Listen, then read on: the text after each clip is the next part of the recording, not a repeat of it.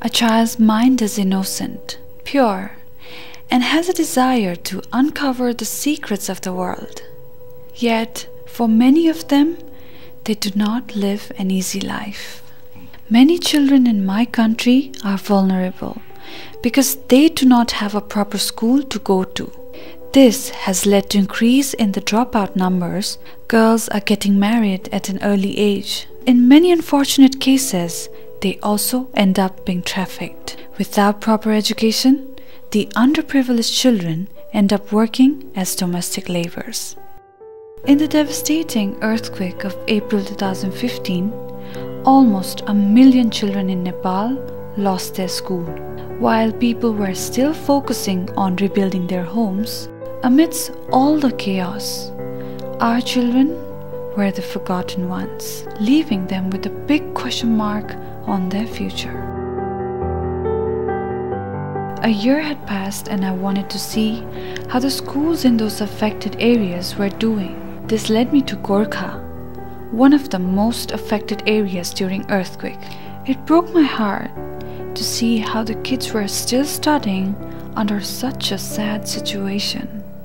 Looking at the scenario and talking with the teachers and local people, I found out that due to the damaged structure of the school building, the school was on the verge of close down.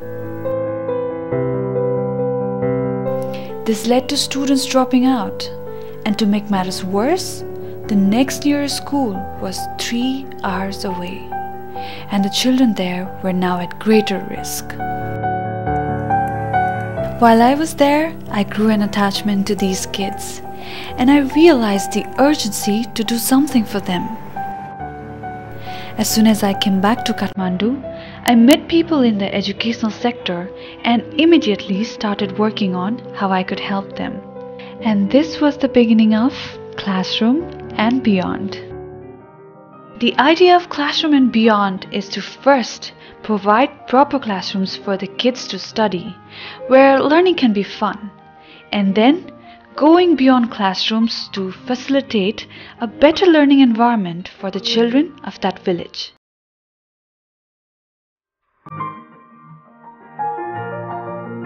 I knew that I alone could not take on this project, so I reached out to people through social media and started a fundraising campaign.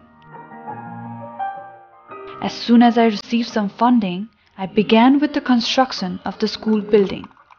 And every time I went there to monitor the construction process, I interacted with the parents to make them aware about the importance of education.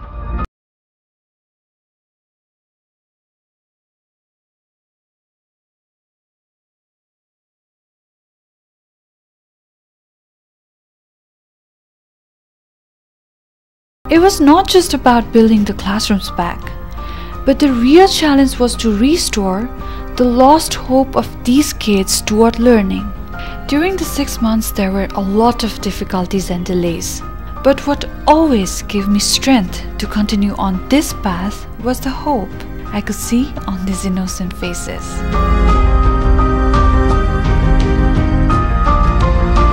With the support of local community and young enthusiastic volunteers, we managed to finish the construction of that building.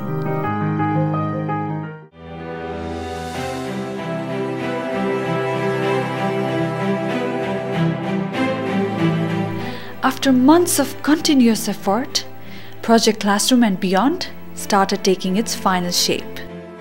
With a proper building, we were able to add a kindergarten, a playground, classrooms filled with teaching materials and resources.